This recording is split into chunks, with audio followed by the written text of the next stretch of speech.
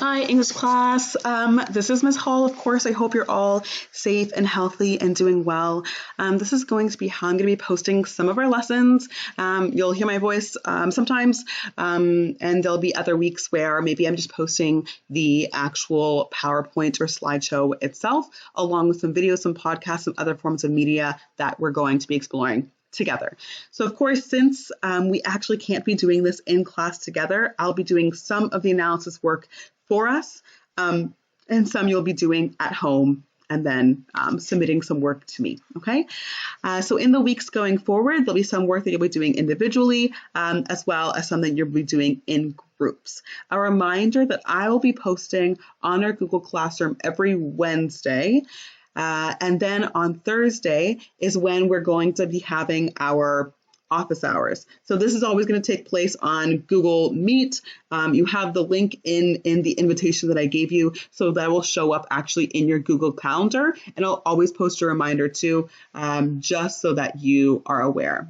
Okay, so that'll be a great chance for you to ask me any questions. I'm sure that this week it's really going to be focused on not only the assignment that you'll have later on, and we'll talk about that later, but also about what e-learning is going to look in general for maybe all your classes or specific to English class. So today we're going to be talking for the last time about The Curious Incident of the Dog in the Nighttime by Mark Haddon. I really hope that you all enjoyed this book. I would love as much feedback as you can give me about how you enjoyed it or maybe didn't enjoy it. So if you have not finished reading A Curious Incident of the Dog in the Nighttime, please go and do that before completing this week's work and before continuing with the rest of this video. So if you do not actually have the physical text at home, I would love for you to go back, go online to archive.org, and there they will ask you to actually create an account, but it's completely free. And if you just type in The Curious Incident of the Dog in the Nighttime, there's actually a lot of options where you can borrow the book. So a lot of libraries have put all of their content online and made it completely available so that you can still access a lot of these different books. So please do that before you continue, before you finish this week's work. So before we actually dive directly into The Curious Incident of the Dog in the Nighttime, I wanted to first show you this poem and have you at home make some connections specifically to one of the recurring topics that we have been looking at throughout this unit of love and safety. So looking at love and safety and how Christopher actually experiences love, and maybe some similarities that you can find with this poem itself. So this poem is written by a West African, West Indian poet named Yrsa Daley-Ward. And so it's called What Love Isn't. It is not a 5-star stay. It is not compliments, and it is never, ever flattery. It is solid, not sweet, but always nutritious, always herb, always salt, sometimes grit. It is now until the end. It is never a slither, never a little. It is a full serving. It is much, too much, and real. Never pretty or clean. It stinks. You can smell it coming. It is weight. It is weight, and it is too heavy to feel good sometimes. It is discomfort. It is not what the films say. Only songs get it right. It is irregular. It is difficult, and always, always surprising. So this poem really jumped out at me, and this is why I wanted to include this in this last exploration with The Curious Incident of the Dog in the Nighttime. I found the way that she wrote this poem to be very similar to the way, to the ordered thinking, the ordered logic that Christopher always or often uses in this book. So explaining love is something that oftentimes it is hard to actually describe, but here she actually describes it in a very matter-of-fact way, and in a very honest way, one that doesn't, just gloss over some of the gritty, some of the harder aspects of love. So you can really relate this to not only how Christopher maybe experiences love itself, and the idea that it comes really through safety and logic and order with Christopher, but also those difficult relationships that he has with loved ones around him. So looking at the relationship that Christopher has with his father. It is not always sweet. However, it is always solid and it is always present and giving. It is also always honest. So looking at this line here, so Yrsa Daley-Ward says it's always salt. Now salt, she might be referring to the very common phrase that mentions someone is salt of the earth. So when someone is referred to being the salt of the earth, it is really focused on someone who is very good and always very honest. So again, that idea of logic, order, truth, and honesty is really what makes Christopher feel not only safe, but also loved. So again, looking at some similarities here.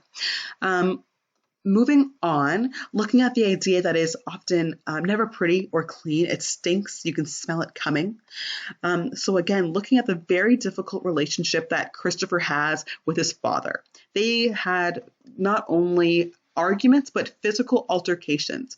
We can reflect back to when Christopher's father found the book and they actually got into a fight because of it. Now, of course, we know that Christopher's father acted out of love and acted out of his nature to keep Christopher safe. But of course, our interpretation or the way that many of us read that was truly that this was a negative relationship. However, it really showed us the difficult nature of two people that maybe do love each other, but often have a hard time communicating. It's always present, that love, but it is often hard to show for both Christopher and his father. So I would love for you at home to go through this poem and find any other connections, any other similarities that you might see, maybe even in some of the comparisons that Yrsa Daley-Ward makes to films or makes to songs, similar to some of the comparisons that Christopher makes to other films or other novels throughout the book. Here are some lines in particular that I thought you could explore. So looking at some quotations, so this was again after we left off before March break. So just for a little recap, the last bit that we read was right before Christopher was actually going to meet his mother for the first time after a long, long time. So this is on page 176. So Christopher says, and I was shaking and I wanted to be back at home. And then I realized I couldn't be at home because father was there and he told a lie and he killed Wellington, which meant that it wasn't my home anymore. My home was 451C Chapter Road, London. And it scared me having a wrong thought like this.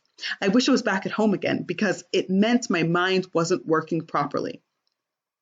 So again, thinking about logic, order, and also safety, Christopher's brain and the way that Christopher's brain works often has him feeling very comfortable with the ideas of knowing what is going to come next, but also having a routine and having a logical thinking process.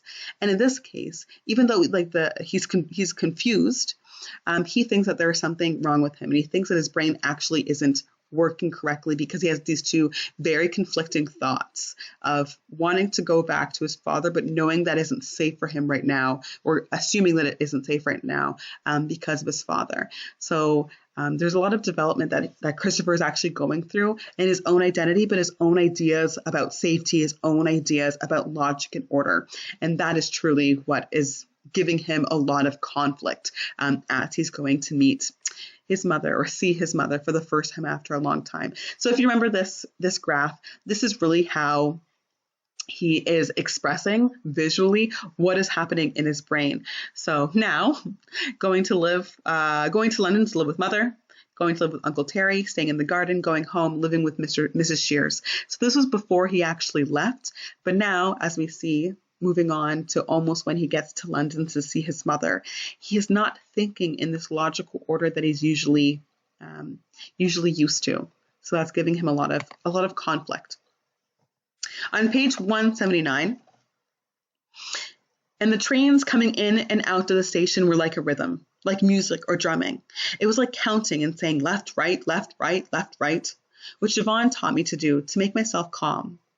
And I was saying in my head, train coming, train stopped, train going, silence. Train coming, train stopped, train going, as if the trains were only in my mind. So this was how Christopher was actually coping when he was at the train station before he actually built up the nerve to go and find his mother. So before actually going to his mother's apartment.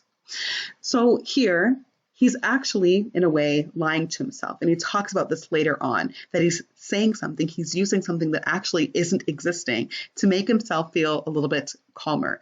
So this is a coping method that he's using. However, it's very different from any coping method he has used before. So still using patterns. However, he's actually making up what is happening around him, which in the case for Christopher would be referred to as a lie. So we can also see that he is changing completely towards the end of the book, actually using different methods and maybe even some falsehoods to actually make himself feel calmer. So what is really changing with Christopher, and what brought along this change?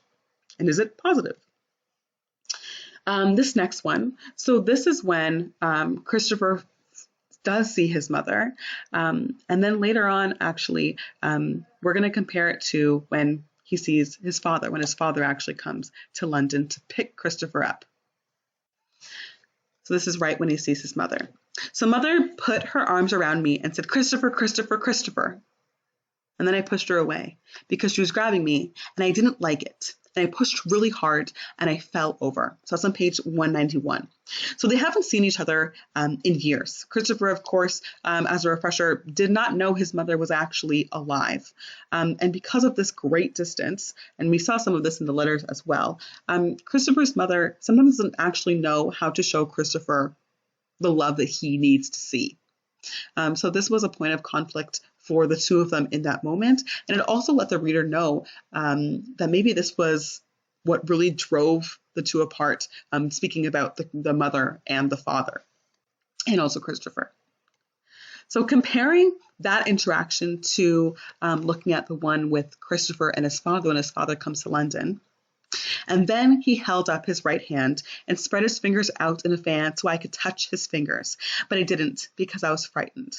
So as we saw earlier in the book, Christopher's father putting up his hand and Christopher putting his hand on to touch his father's hand was a way, instead of a hug, to actually feel that emotional connection or that physical connection. However, in this case, again, huge confliction because he no longer feels safe with his father. So you can definitely imagine Christopher's mind going in several different directions here. So again, causing a lot of confusion with logic and order, and also ideas of safety. How can he feel safe with maybe either parent right now, one that he doesn't necessarily know anymore, and one that he knows very well and loves him and shows him the way that Christopher usually wants to be loved. However, because of what happened with Wellington, no longer feels safe. So this is from the play. On page 205, and this is when he is still in London. So he's looking out of the window of his bedroom, and you can see everything around him. So unlike when he's at home in Swindon with his father, and you can just see the road that's in front of him, here there is a vast view that he can see, and it causes him some confusion. So I looked out for the window for 3 hours and saw 5 red cars in a row and 4 yellow cars in a row, which meant it was both a good day and a black day. So the system didn't work anymore. But if I concentrated on counting the cars, it stopped me from thinking about my A level and the pain in my chest. So we're seeing a huge failure in a lot of the coping mechanisms and a lot of the systems that Christopher actually created for himself to feel safe and to feel okay with himself while he's in London with his mother.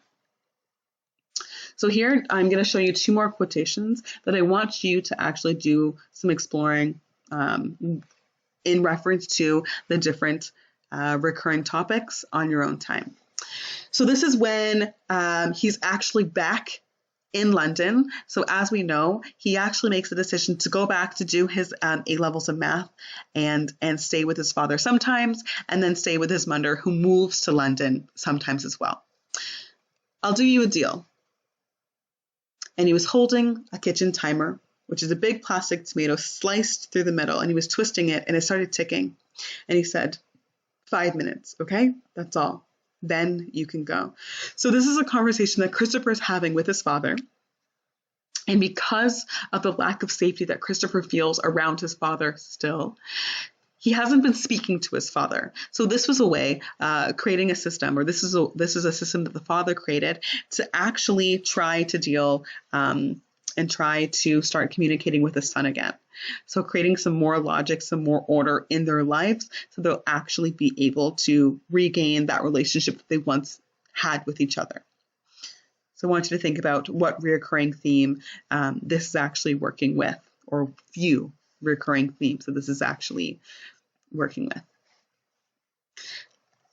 And I know I can do this. This is the last quotation from the book. And I want you to compare this really to some of the ways that Christopher was actually speaking about himself at the beginning of the book. And so here's a little reminder about how he was explaining himself and his own thoughts at the beginning of the book, and here at the end of the book. And I know I can do this because I went to London on my own, and because I solved the mystery of who killed Wellington, and I found my mother, and I was brave, and I wrote a book, and that means I can do anything. So again, comparing this final quotation from Christopher, how he sees himself now, compared to how he actually identified himself and how he actually explained himself at the beginning of the book. Oh, I'm going to go back. So what you are going to be doing this week, so I talked before the break about an essay. You are not going to be writing an essay. Instead, you are going to be writing a series of paragraphs. So after finishing reading The Curious Incident of the Dog in the Nighttime, you are going to be choosing one of the questions, just one, from the following page. So your answer should be 3 paragraphs in length and include at least 3 quotations from the novel to help support your answer. So again, we're not choosing the quotations at random, but we're choosing ones that directly help to support our thesis, so our answer to that question.